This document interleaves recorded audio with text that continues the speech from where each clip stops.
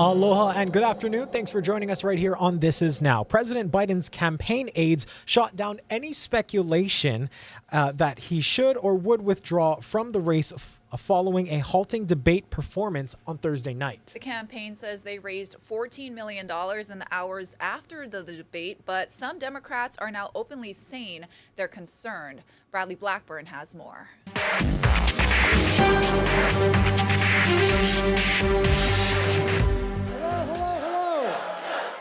Supporters in North Carolina gave President Biden an enthusiastic reception Friday. I know I'm not a young man.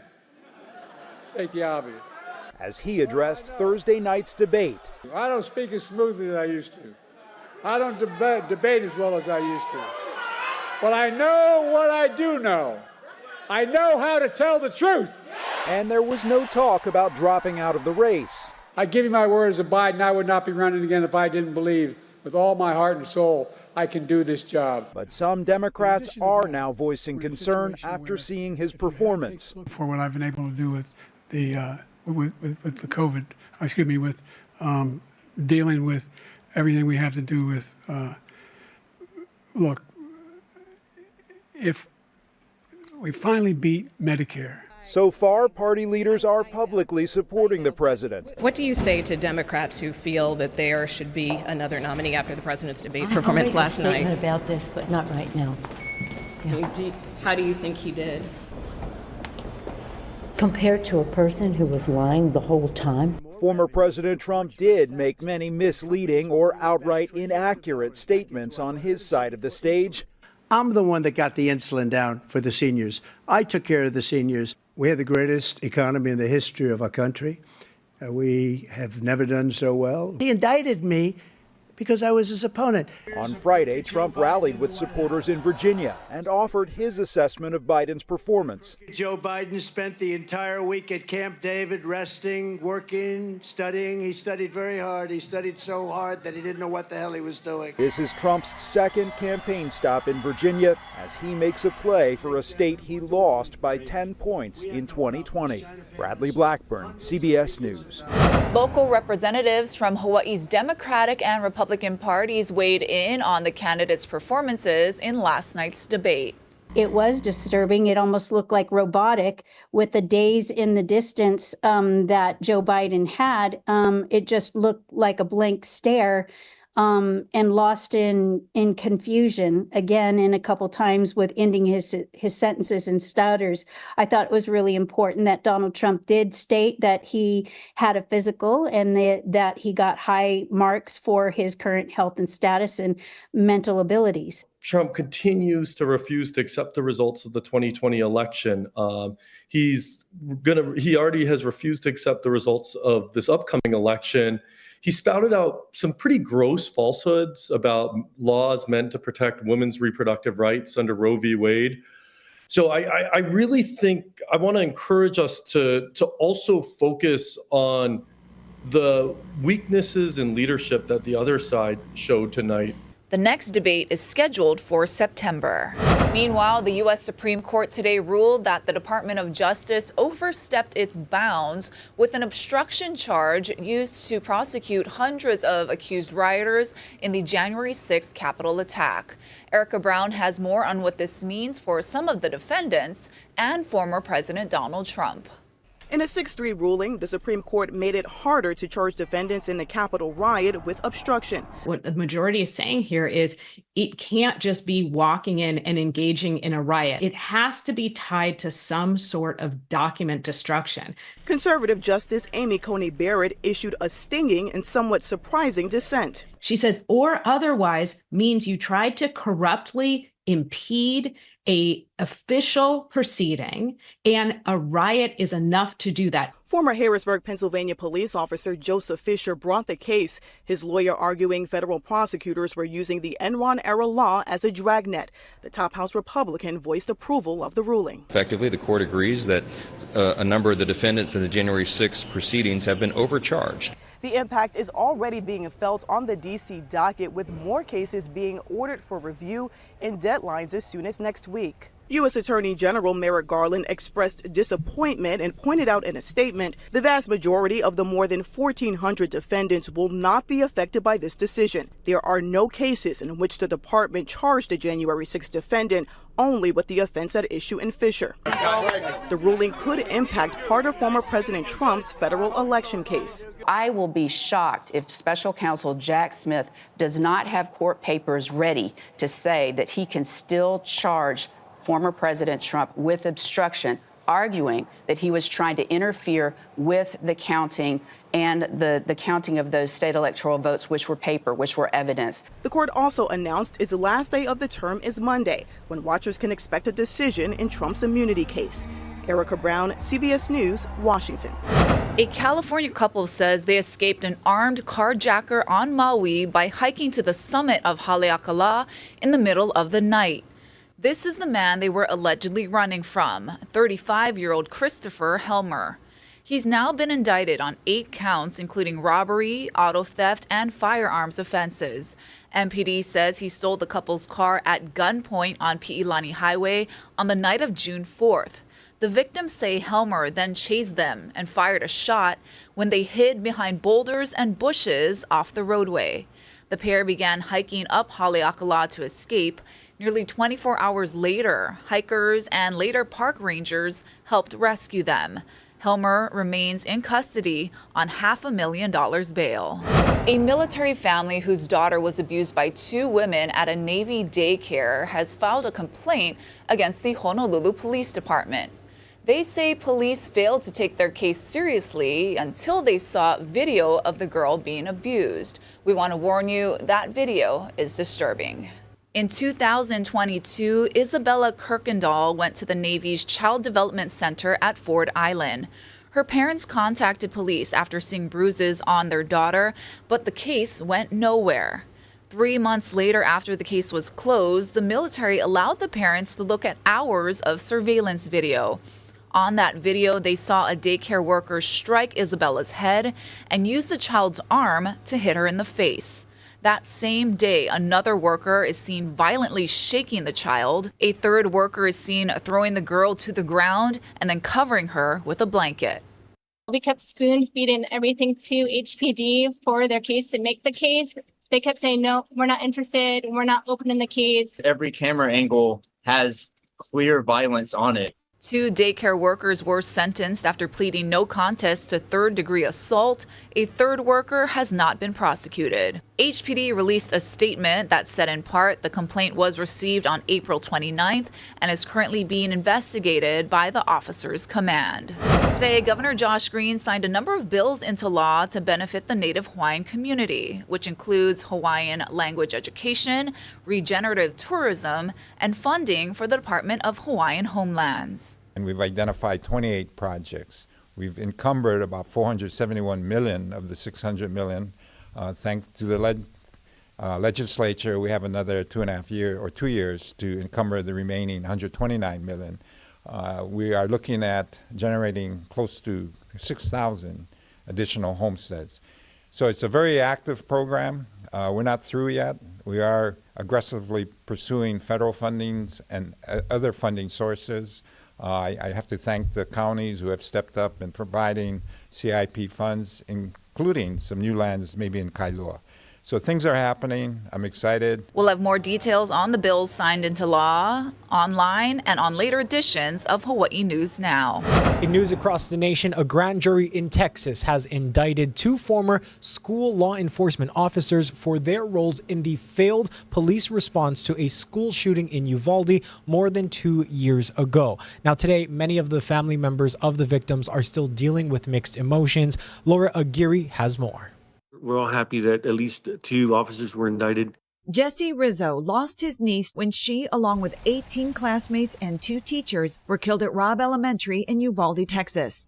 On Thursday, former Uvalde School District Police Chief Pete Arredondo and former school police officer Adrian Gonzalez became the first 2 officers indicted for their roles in the botched law enforcement response that day in May of 2022. They have to accept the fact that they failed on it.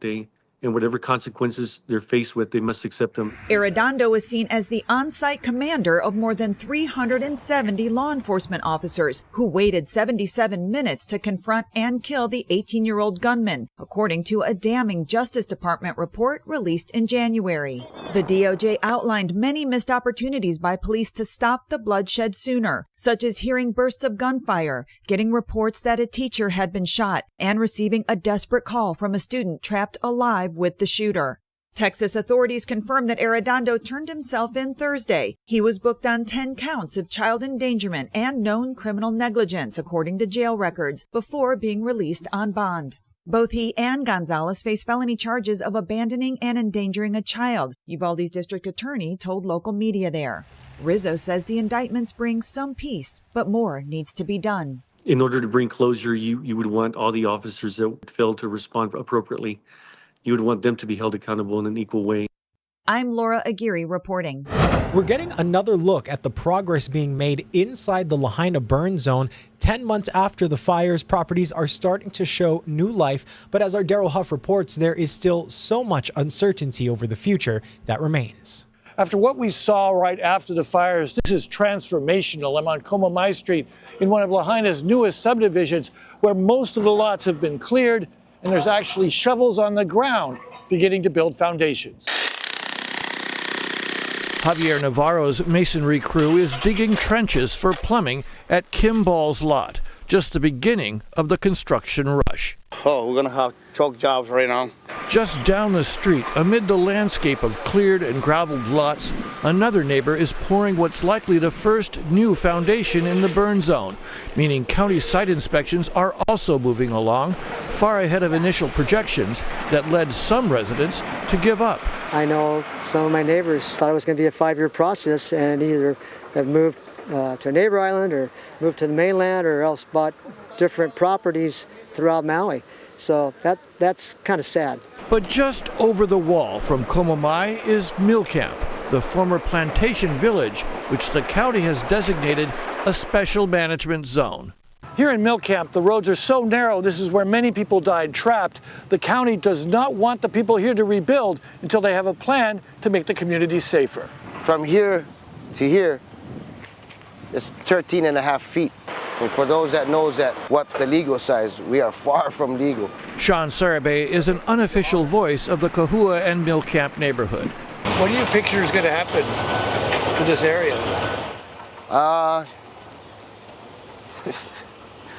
As a question, I don't think any of us can answer in Kahua Camp. The small, odd-angled lots and twisting, narrow roads made Kahua a death trap for 42 people. If it's made safer with wider, straighter roads, sidewalks, and underground utilities, you can't fit all the houses.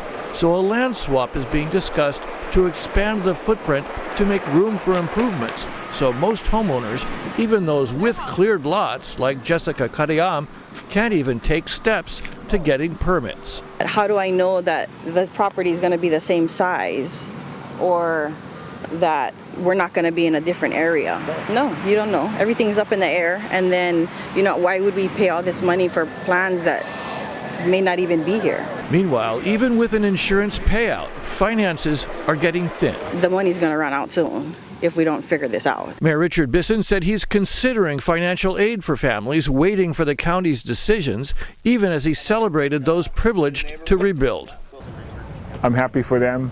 I'm hopeful that others can get in. We know our people are struggling with issues of mortgage, of insurance, of other things that are very real. They've really expedited the cleanups, but we just kind of want a timeline. We need to know what direction we're going. With every month that goes by, there is more urgency and anxiety over a decision about what to do about Mill Camp.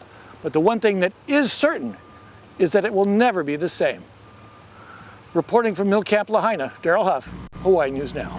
West Oahu residents are expressing praise and concern over Hawaiian Electric's new plan to prevent wildfires by cutting off power. This Monday, HECO will begin its public safety power shutoff program.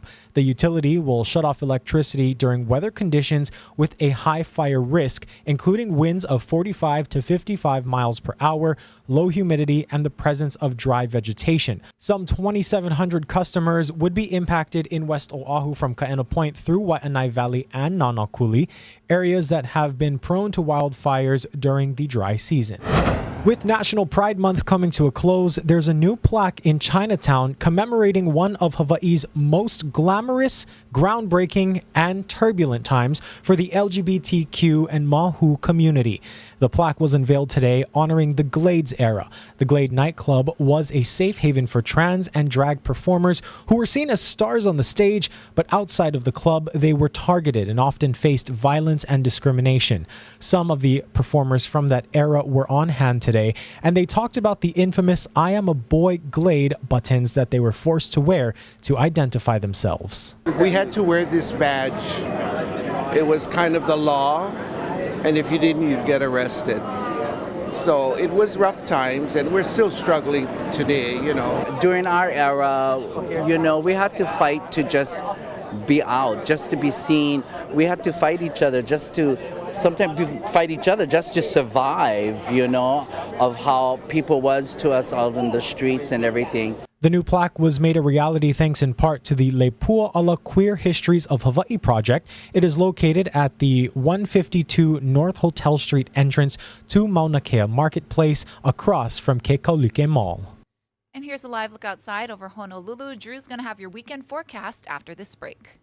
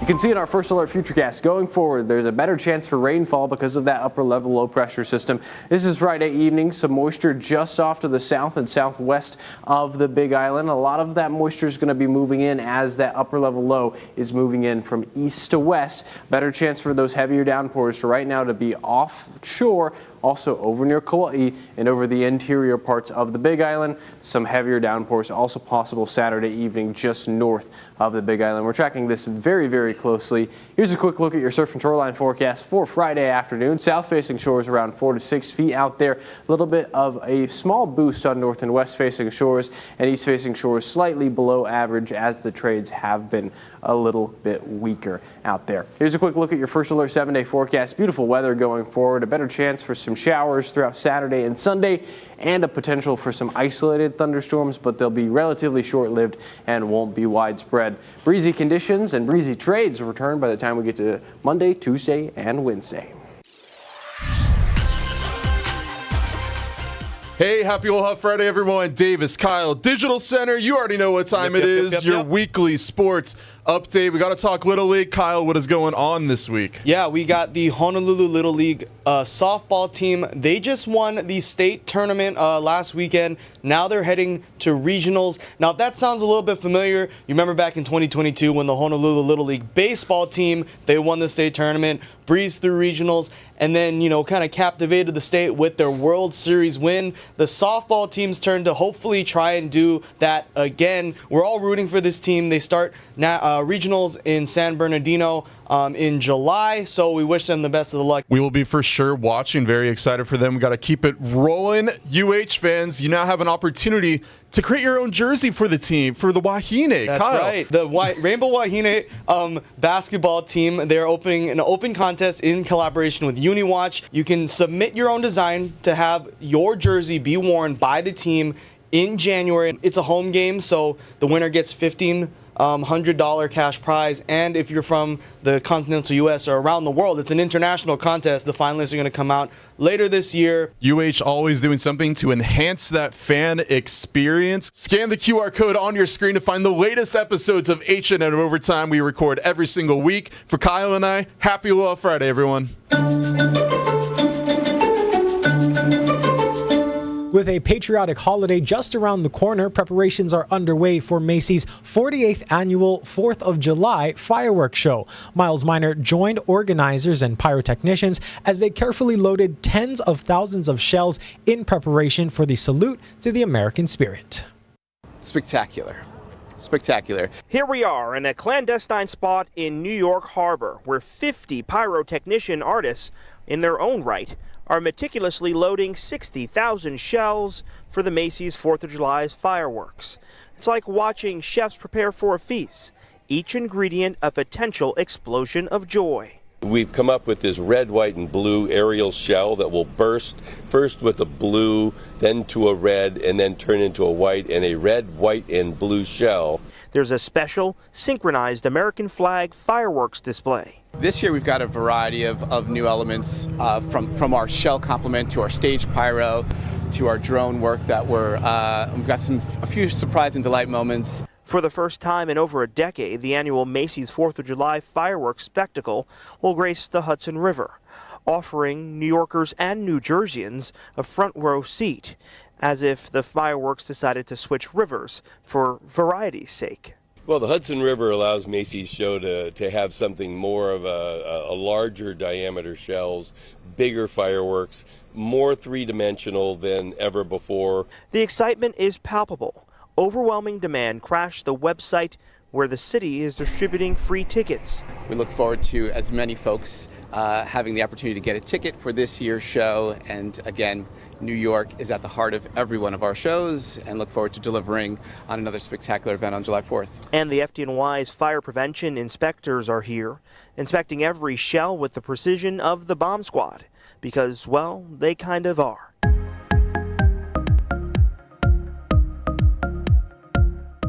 The Kaneohe night market is coming back this weekend. Good food, live music, and local merch all coming together for a good cause. Casey Lund has the details from the windward side.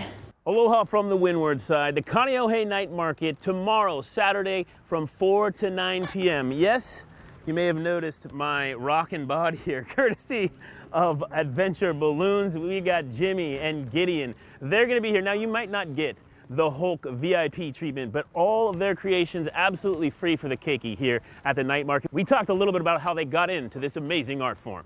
Brothers, our dad was an entertainer for years, and we've been around balloons all our lives, and what was supposed to be a part-time job while we're going to college, here we are 20 years later still doing it. We love it. I get to be a big kid. Yeah, that's the best part. It wouldn't be a proper night market without some Ono food. 125 vendors, some of the best food trucks you can experience right here at the night market across from Windward Mall. We talked to Patty Sell, the owner of Patty Wagon, about what she does. So for folks that aren't familiar with birria, like the birria tacos that you dip in the sauce, right? Yes. How do you translate that into a burger? Tell us what you've got going here. Oh, I got the birria meat, over here, and then I have a burger, and I'm gonna put the cheese on, the cilantro onions, the birria meat on top. I'm going to put the cilantro onions on top of that with a little bit more cheese. Along with all the entertainment, all the awesome food here, a lot of local vendors, some from the island of Maui, like Lee Hodges, owner of Alpha Maui. Brother, give me a whole fist bump there. Tell me a little bit about what you guys do. I gotta be honest, your hats are pretty much my favorite. Tell me a little bit about how you guys got started, what you want people to know about what you do. Thank you. So we got started about 8 years ago in Maui, and basically we started doing hats first, which you love, and so we started with hemp and then did cork. So we do sustainable fabrics a lot, and then we moved over to like wood watches and wood sunglasses, wood bands for the Apple Watch, wood wallets. So yeah, we just try to stick to sustainable fabrics, and we love what we do. Very good. Lee Hodges with us. We want to thank you for being up here, brother. Again, check out the night market. The best thing about all this, despite all the fun we had today, a great cause, raising money for King Intermediate Band. If you park over at King Intermediate, which is the way to do it, they have a trolley that'll take you over here. $7 for pre-sale if you do that right now. It's $10 at the day of the event. We have all the details, by the way, online at hawaiinewsnow.com. Thank you so much, Casey. Have a great weekend. Aloha.